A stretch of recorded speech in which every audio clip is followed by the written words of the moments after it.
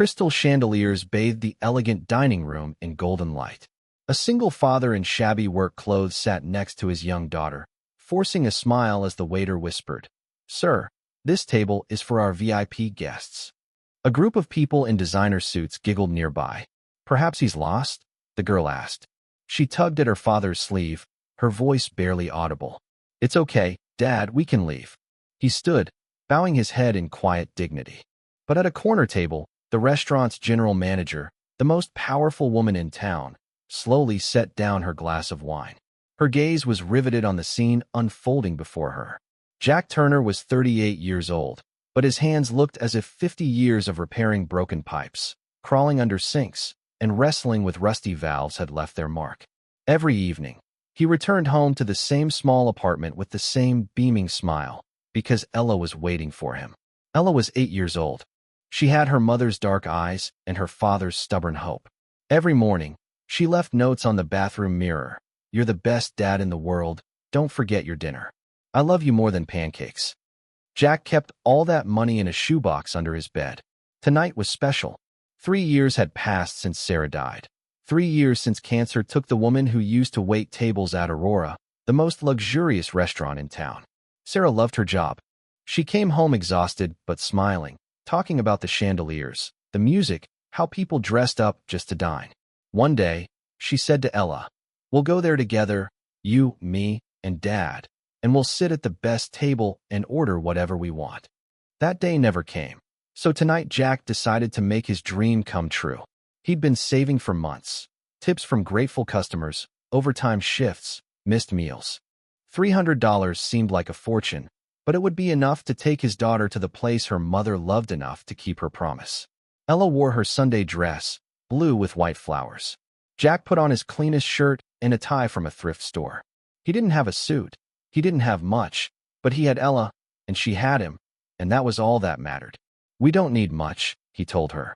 They walked toward the glittering entrance of the Aurora, just the two of them. She squeezed his hand in hers. In her other hand, she carried something small and delicate, a paper rose. She had been making them since she was 5, taught by her mother during long hospital nights. The rose was for tonight, for the empty space at their table. "Mom would love it, Dad," Jack said. Jack's breath caught. "Yeah, baby, you will." Meanwhile, inside Aurora, Clara Lane sat alone at her usual corner table. The 33-year-old CEO of Aurora Dining Group, which owns 17 restaurants across the state. She built this empire from scratch after her own parents lost everything in a business collapse. She learned early on that the world is cold, that kindness is a luxury, and that survival means ruthlessness. Her employees feared her, competitors respected her, investors adored her. But lately, something felt empty.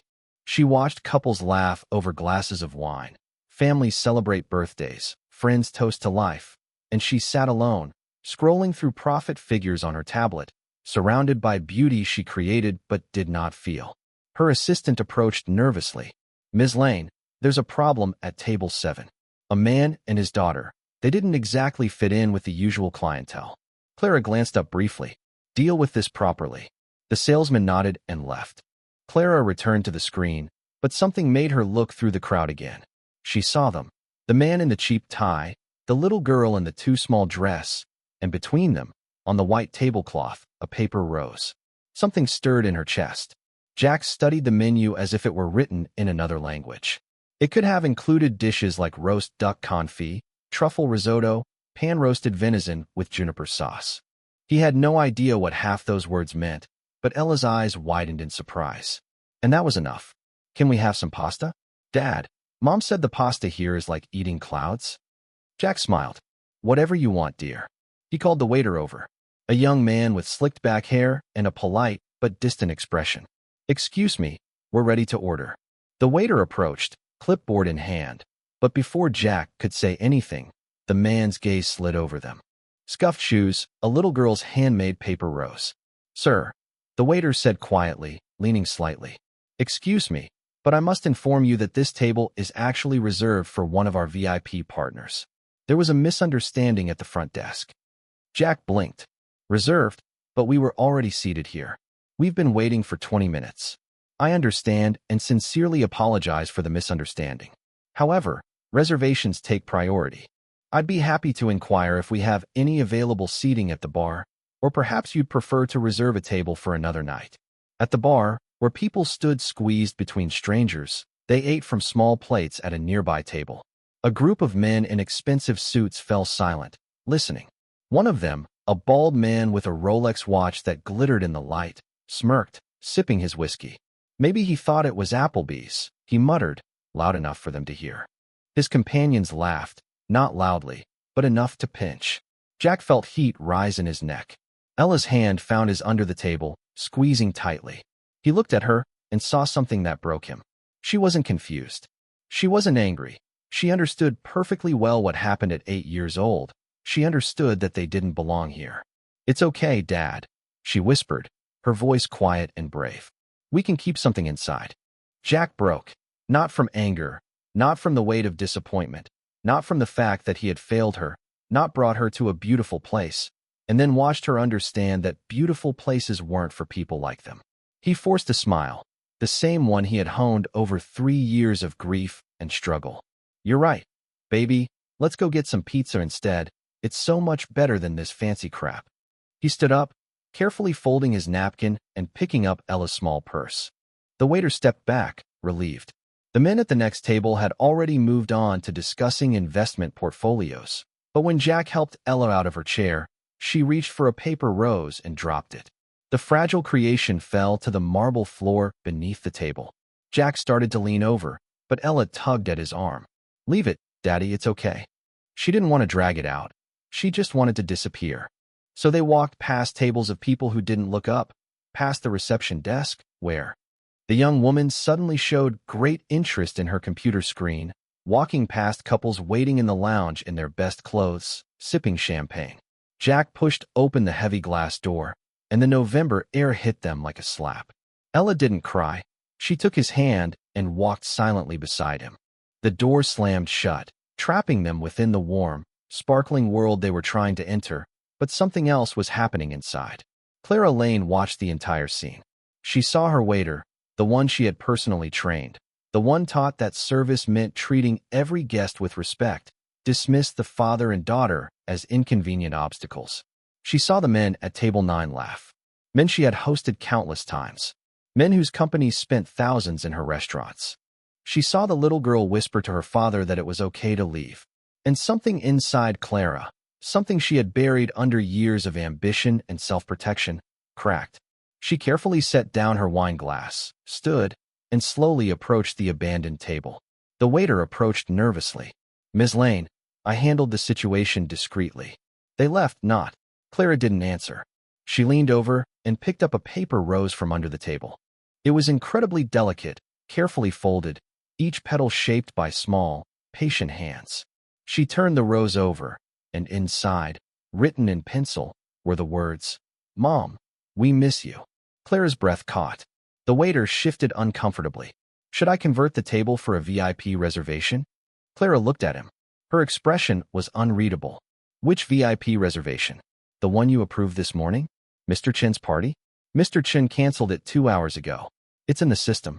The blood drained from the waiter's face. Clara's voice was quiet, controlled, and deadly. "You kicked out a father and daughter because of a non-existent armor. I thought you thought they didn't belong here." Silence. Clara clutched the paper rose. "Bring me everything. The receipt, the housekeeping logs, the CCTV footage, everything." Clara sat in her office long after the restaurant closed. The paper rose lay on her desk under the dim lamplight. She reread the message inside dozens of times. "Mom, we miss you. A mother is gone. A daughter tries to honor her memory the only way she knows how. And her own staff turned their backs on them like trash." She opened her laptop and pulled up the CCTV footage. She watched the whole scene again. The father's quiet dignity, the daughter's brave face, the laughing men, the waitress lying about a reservation that didn't exist. Then she did what she always did when something didn't add up. She dug deeper. She pulled up the evening's transactions. The housekeeping log showed that the father had made a reservation 3 weeks in advance.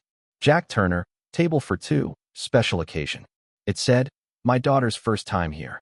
Her mother had worked here many years ago. Clara's fingers froze on the keyboard. She opened the employee archive, searched for former employees, and there it was, Sarah Turner, waitress, 2019 to 2021, left due to illness. The return date was listed. Clara clicked on the personnel file.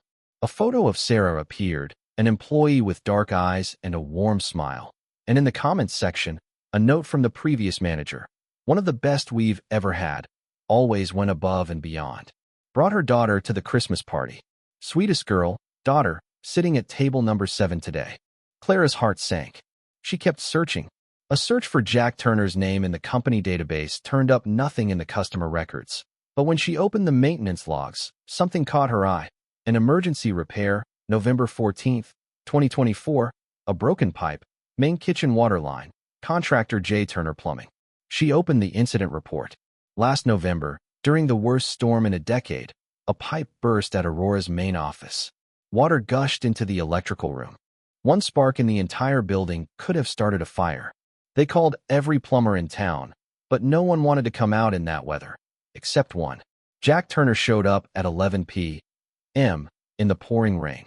He worked for 6 hours straight in waist-deep icy water, sealing the break and preventing a fire. The marshal later declared a catastrophic loss of property and possibly lives. The invoice was in the file. Clara stared at him. For $150 for 6 hours of emergency work that had saved millions of dollars. She remembered being in Milan that night at a conference. Her operations manager had handled everything. When she returned, he'd mentioned the pipe incident and fixed it. Some local guy had charged a pittance. She never contacted him, never asked who it was, never thanked him. The man who had saved her restaurant had just been humiliated. Clara closed her laptop and sat in the dark, holding a paper rose. Then she picked up her phone. The next morning, Jack was under the sink in the cramped apartment bathroom when his phone vibrated. He ignored it. It vibrated again and again. Finally, he got out, wiped his hands on his overalls, and checked the screen. 3 missed calls, 2 voicemails, all from the same number. He listened to the first message. Mr. Turner, this is the Aurora restaurant. We urgently need to speak with you about last night. Please call back as soon as possible. Jack's heart sank. He'd probably be billed for at the table or something. Rich people always find a way to squeeze more out of you. He ignored it and returned to work. But an hour later, someone knocked on the apartment door. The tenant, an elderly woman, called out to Jack. Jack, there's a very serious woman here asking for you. Jack emerged from the bathroom, confused, and stood in the doorway, looking completely out of place in his black suit. It was Clara Lane. He recognized her immediately. Clara Lane. Everyone in town knew Mr. Turner.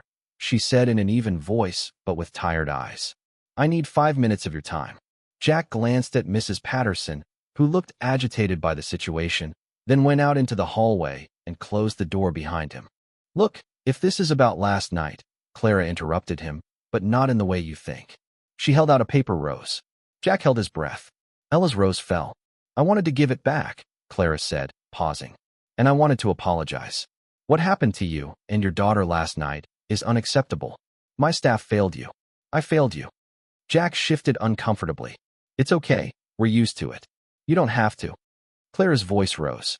And one more thing. Last November, you saved my restaurant. You worked 6 hours in the storm and took next to nothing. I didn't even thank you. Jack blinked. It was just a job. It was more than a job. You averted a disaster. And last night my people treated you like nothing. She took a breath. I want to make things right. I'd like to invite you and your daughter to the Aurora tonight as my personal guest. Jack shook his head. We don't need charity. This isn't charity. Clara looked him in the eye. It's an apology, and your daughter deserves it. Her mother worked for me. Sarah Turner was one of the finest people to ever walk through the doors of this establishment. I can only honor her memory properly. At the mention of Sarah's name, Jack's defenses crumbled. You knew Sarah? I didn't, but I should have. Clara's voice softened. Please, let me do this. Not for you. Not for Ella. Not for Sarah. Jack looked at the paper rose in Clara's hand and thought of Ella's face last night, how she'd tried to be brave, how she'd whispered it was okay to leave. Maybe it was time for someone to tell his daughter she didn't have to settle for less. Okay, he said quietly. We'll come. Clara nodded, something like relief crossing her face. 7 o'clock, Mr. Turner, dress however you like. At 6:45 p.m., Jack and Ella were standing outside. The roar came again, but this time it was different. Clara herself was standing at the entrance, not in a business suit, but in a simple navy blue dress. When she saw them, she smiled, not the perfect CEO smile, but a real one. "Thank you for coming," she said, kneeling down to Ella's level. "You must be Ella. Your father told me you did this." She held out the paper rose, the one who had carefully kept it. "This is one of the most beautiful things I've ever seen." Ella's eyes widened. "You kept this?" "Of course you kept it. Something made with such love should never be thrown away." Clara stood and gestured toward the door. "Shall we go?" They entered, and Jack immediately noticed something was wrong. The restaurant was nearly empty. No crowd, no waiting guests. Only the staff standing at attention. "Is it closed?" Jack asked, confused. "Not closed," said Clara. "Reserved for you." She led them through the dining room. Every server they passed nodded respectfully. No judgment, no whispers, only acknowledgement. The man who had let them in the previous night stood near the kitchen. His face was pale and shamed. As Jack passed, the man spoke. "Sir, I owe you an apology. What I did was unforgivable. I judged you by appearances, and I failed to uphold the values this restaurant represents. I am deeply sorry." Jack paused, surprised that the apology was sincere. "It hurts, it really does. We all make mistakes," Jack said quietly. "It's what you do next that matters." The waiter nodded, his eyes shining. Clara led them to the center of the restaurant. Not to a corner table, not to the bar, but to the center, where everyone could see where they were supposed to sit. The table was beautifully set, candles lit. Fresh flowers and 2 slices of chocolate cake were already waiting for Ella, the very dessert she'd seen on the menu last night.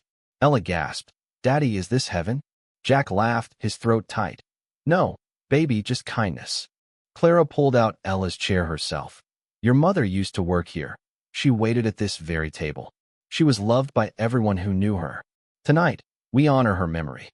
Ella looked at Clara in surprise. "You knew my mother." "I wish you had," Clara said quietly.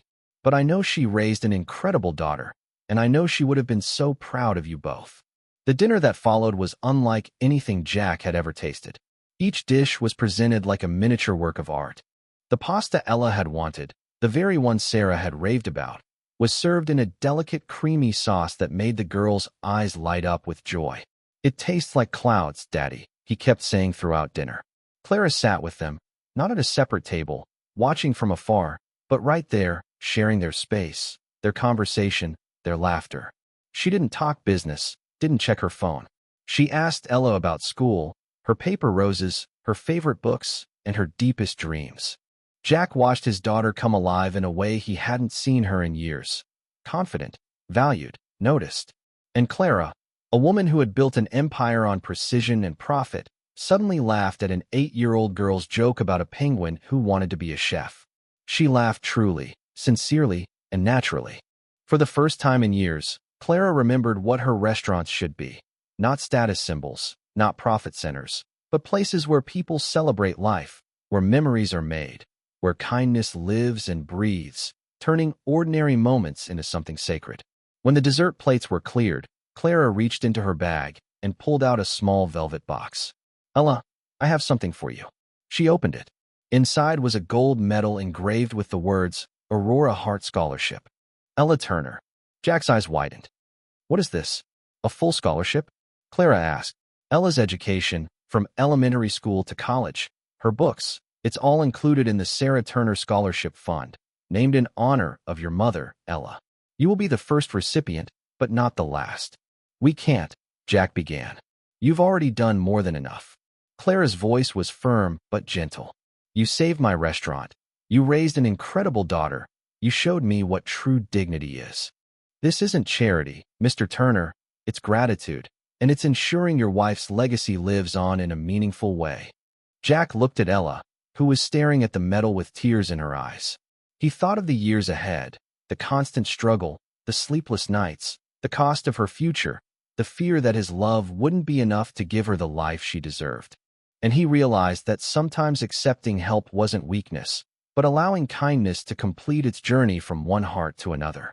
"Thank you," he whispered, his voice trembling. "Sarah would have loved this. She always believed in people like you, people who can change the world." Clara smiled, her eyes shining. I think she would. I'm proud of you both, I know I am. As they were about to leave, Jack stopped at the door and turned around one last time. Why did you do all this? Clara asked. She paused for a moment, looking at the paper rose, now kept in a glass case on the wall behind the reception desk. The rose was softly lit, like a work of art. Because I forgot why I built this place, she finally said. I forgot that success without humanity is just an empty room with expensive furniture. You reminded me that the most valuable thing we have to offer isn't on any menu. It's respect, dignity, recognition. Everyone who walks through the door has a story worthy of respect. Jack nodded slowly.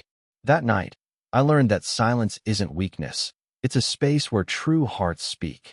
And I learned, Clara added quietly, that sometimes we need someone to show us we've lost our way before we can find it again. After they left, Clara stood alone by the window, watching father and daughter walk hand in hand down the street. Ella was bouncing now. The gold medal around her neck reflected the streetlights like a tiny sun. A paper rose glowed softly in its display case behind her, a constant reminder of what truly mattered. Clara had spent years building her empire, but tonight she had done something more important. She had reclaimed her humanity. She had kept a promise she never knew she had. She had turned pain into purpose. And somewhere, she hoped, Sarah Turner was smiling. The city lights twinkled like stars around them. Inside the Aurora, the staff began preparing for tomorrow's service, but something had changed. They had witnessed something real, something that reminded them why they had chosen this job. Outside, father and daughter walked home on an autumn night, their hearts a little lighter, their future a little brighter. The paper rose remained dried behind glass, its delicate petals preserved forever, a symbol of how kindness never fades, simply waiting for the right moment to bloom. Subscribe if you believe that kindness can rewrite even the coldest hearts.